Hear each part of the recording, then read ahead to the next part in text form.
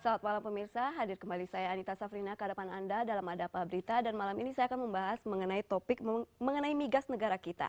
Seperti kita ketahui pasca keputusan MK terkait pembubaran BP Migas tanggal 13 November 2012 lalu dengan untuk menghindari kevakuman dari pengelolaan produksi industri hulu migas di negara kita, pemerintah mengeluarkan secara cepat Peraturan Presiden Nomor 95 Tahun 2012 terkait mengenai fungsi dan tugas dari pengelolaan dan kegiatan usaha hulu migas. Dan menindaklanjutin tersebut, Kementerian ESDM juga melakukan tindakan dengan mengeluarkan keputusan kementerian itu dengan nomor 3135 tentang pengalihan fungsi dan organisasi dari BP Migas Kesatuan Kerja Sementara untuk usaha hulu migas dan 3136 2012 terkait mengenai pengalihan fungsi dan tugas dari ex-pimpinan BP Migas ke Satuan Kerja Sementara untuk kegiatan hulu migas.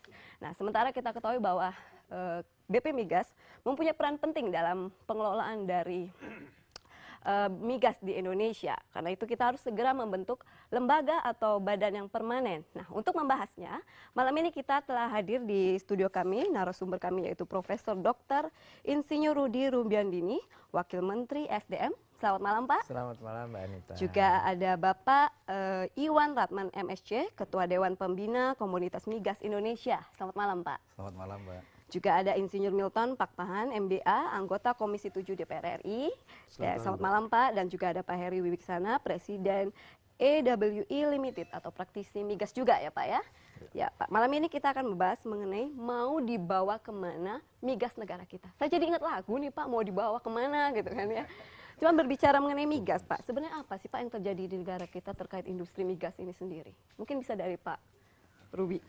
Jadi sebetulnya kemarin itu ketika tiba-tiba ada keputusan Mahkamah Konstitusi pada tanggal 13 November, ada sebagian pasal dari Undang-Undang Nomor 22 2001 itu dibatalkan. Ternyata yang dibatalkan adalah organisasi yang namanya BP Migas dan juga adalah frase-frase atau kata-kata yang berhubungan dengan BP Migas. Jadi pada kata kuncinya BP Migas saja yang kemudian dianggap inkonstitusional karena dasarnya inefisien. Nah, oleh karena itu pemerintah tidak tinggal diam.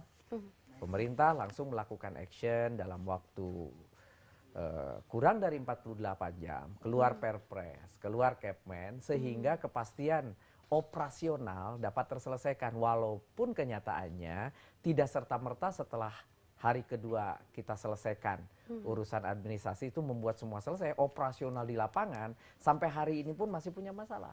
Misalnya LC yang dulunya atas nama BP Migas tidak laku lagi. Kemudian NPWP atas nama BP Migas tidak laku lagi. Maka ketika mau ekspor LNG, ekspor minyak dan sebagainya yang harusnya ada witness dari teman-teman BP Migas tidak boleh lagi dan sebagainya.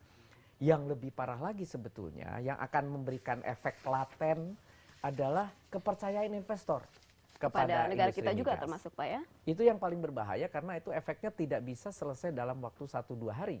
Itu bisa berlarut-larut bertahun-tahun, orang akan wait and see kepada kondisi kondusif atau tidak. Karena industri migas ini adalah sebuah industri yang sangat dibutuhkan di negeri ini. Bayangkan saja ada 560 triliun pendapatan kotor yang harus dikelola.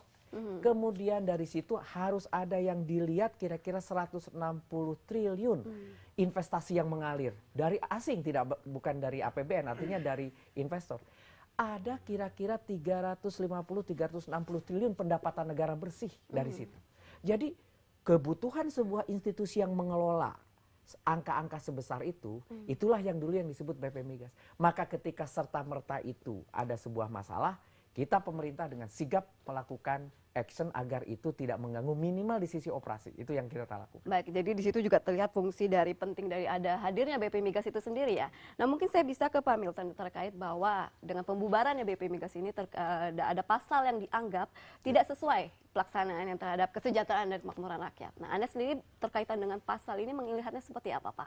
Iya, pasal-pasal ini terkait dengan fungsi BP Migas, badan pelaksana. Nah, ini dipandang tidak sesuai karena kemungkinan itu kan udah kalau ke Undang-Undang Dasar 45 kan pasal 33 ya, untuk sebanyak mungkin untuk kemakmuran rakyat. Mungkin itu ada pihak-pihak yang menilai itu belum maksimal. Tetapi ya karena ini udah kejadian, sudah pasca kita membahasnya, ya kita kan di Dewan sedang pada proses untuk merevisi keseluruhan, bukan hanya pasal-pasal. Kita melihat kepentingan-kepentingan yang sekarang, kondisi yang sekarang, dan masukan-masukan dari masyarakat, dari akademisi, dari kita ini ada 560 orang dengan berbagai disiplin ilmu, berbagai disiplin latar belakang yang sedang dalam proses mengajukan perubahan undang-undang ke arah yang lebih baik tentunya ya. Tiba-tiba ini kejadian. Jadi kami sendiri ya pertama kami kaget gitu ya. Kami sedang rapat saat itu sedang rapat. Tiba-tiba dengan Kementerian SDM dan jajarannya ada semua di situ. Tiba-tiba salah satu elemennya BP Migas sudah selesai masa tugasnya karena Dan aja gitu Pak ya. Ini kemudian kami wetensi tadi dikatakan oleh Pak Menteri ya kami memberi apresiasi kepada pemerintah. Kepada Presiden dan kepada Kementerian SDM yang begitu cepat mengambil alih supaya tidak terjadi kevakuman. Baik. Dan ini kita lihat jalannya sambil ini kan sifatnya temporari ya. Kita tetap bekerja keras untuk membuat undang-undang yang baru yang lebih permanen begitu. Baik. Nah, kalau misalnya memang undang-undang tersebut diperbaiki nih Pak ke depannya, apakah nanti dengan harapan BP Migas bisa hadir kembali? Bentuknya mungkin kelembagaan, kita akan bahas masalah kelembagaan. Pasti ada kelembagaan Pengganti seperti ya, itu Pak. pasti ada kelembagaan bahwa nanti tugas dan fungsinya kita sedang membuat draftingnya.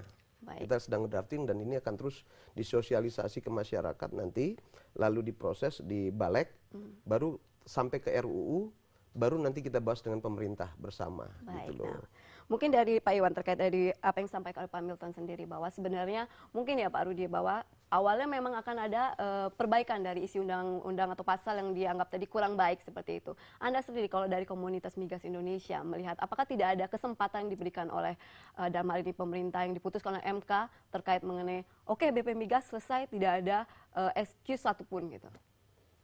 Ya, sebenarnya kami ini saya mewakili ada kurang lebih sekarang 16.000 profesional migas ya yang ada di Indonesia dan juga orang-orang yang ada bekerja di industri migas termasuk industri-industri penunjang migas itu jutaan orang yang tergantung dari industri migas.